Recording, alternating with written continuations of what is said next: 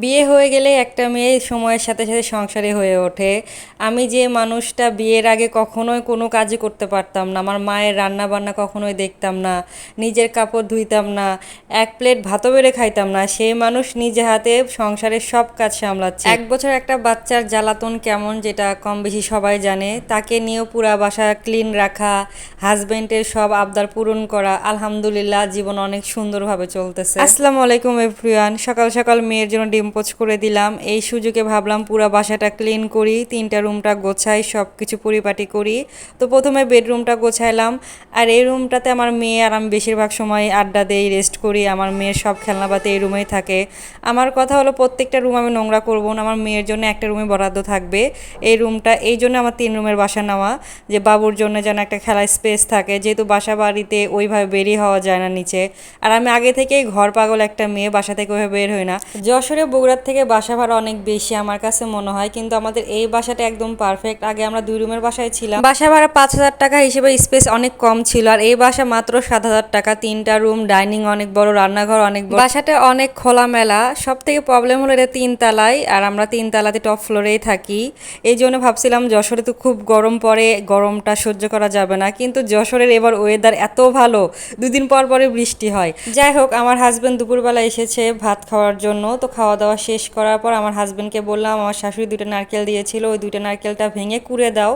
আমার আব্বাও বিয়ের আগে আমি দেখতাম যে আমার মাকে হেল্প করতে, এরকম নারকেল কুড়ে দিত, আঠা মুথে দিত। তো এটা আমার কাছে আমার হাজবেন্ডকে বলার পরে সেও আমাকে হেল্প করে এই 2টা জিনিস। আর আমার এখন বেশিরভাগই সে সময় পেলে হেল্প করার চেষ্টা করে। আমি তার কাছ থেকে হেল্প নেই না, কারণ সে ক্যান্টনমেন্টে অনেক চাপের কাজ করে। বাসায় এসেও তার থেকে যদি কাজ করে নিজের কাছে খুব গিল্টি ফিল হয় তখন। এই জন্য তার কাছ থেকে আমি বেশিরভাগ সময় কাজ করে নেই না, আমার কষ্ট হলে আমি কাজ করে নেই। তো সে আবার আটা মুথে দিয়ে চলে গেল। তো আমি এখানে আবার পিঠা তৈরি করতেছিলাম মেয়ের সাথে। আর এই পিঠাতে আটা খুব কম লাগে, কারণ এটাতে হাত দিয়ে বেশি কাজ করতে হয়, ভিতরে নারকেল পুর দিতে হয়। এই জন্য আটা কম দিয়ে আমি এটা বেলে নিচ্ছিলাম। আর আমার মেয়ে তো ডিস্টার্ব করতেছে, মানে যেদিন আমার কাজের চাপ বেশি থাকে সেই দিন সে ঘুমায় না। মানে অন্য দিন অনেক ঘুমায় দুপুরবেলা, কিন্তু আজকে সে একটুও ঘুমায় নাই। 1টার আগে একটু ঘুমাইছিল 15-20 মিনিট, ওর বাবা আসছে, সে উঠে গেছে। সেখান থেকে সে রাত 8টা পর্যন্ত জেগেছিল। আমি যে পিঠা বানাবো আমি করতেই পারতেছিলাম না ঠিক মতো, না পেরে আগে এটা আমি বেলে নেওয়ার পরে কেটে নিলাম। হাত দিয়ে আস্তে আস্তে একটু বড় করে নিয়ে এর ভিতরে নারকেল পুর দিলাম। এটা কাঁচা নারকেল পুরি দিতে হয়। এরপরে দুধ জাল দিয়ে ওর ভিতরে ভালো করে এটা আর কি সিদ্ধ করে নিতে হয়। এটা যত জালের উপরেই আসলে স্বাদটা বেশি হয়, কারণ দুধটা আগে থেকেই প্রায় জাল দিতে হয় ভালো করে, চিনি নারকেল দিয়ে। তো এটা আমার শাশুড়ির স্টাইল, আমি প্রথমবার করতেছি। আমি শাশুড়িটা কখনো পিঠা দেখি নাই, শুনেছিলাম, কারণ আমি শ্বশুরবাড়িতে গেলে ওইভাবে হেল্প করি না আমার শাশুড়িকে রান্নার কাজে, শুধু বসে থেকে দেখি। কিন্তু এই পিঠা যেদিনে করছে ওই দিন আমি দেখি নাই, কারণ 2-3 বছর আগে করতো, তখন দেখছিলাম। তো এখানে আমার শাশুড়ির স্টাইলে করতেছি। আমি যে ফোন দিয়ে শুনবো আমার হাজব্যান্ড বলতেছে, তুমি কি বউ, 5 বছর হয়েছে তুমি আমার মায়ের রান্নাও দেখো নাই। তো নিজের কাছে খুব লজ্জা লাগতেছিল। তো ভাবলাম যে না, আমার শাশুড়ি একবার বলেছিল এইভাবে করতে, তো আমি নিজেই করার চেষ্টা করি। তো আলহামদুলিল্লাহ পারফেক্টই হয়েছে। এই পিঠাটা করতে প্রায় 1.5 ঘন্টা লাগছে। ইন্ডাকশনে রান্না করতে অনেক দেরিতে হয়, আর পিঠাটা অনেক জাল দিয়ে দিয়ে এটা করতে হয়। তো পারফেক্টই হয়েছে। আমার হাজব্যান্ডের রিভিউ শুনে আমার কাছে খুব শান্তি লাগছে, অনেকটাই টেস্ট নাকি আমার শাশুড়ির হাতের মতনই হয়েছে।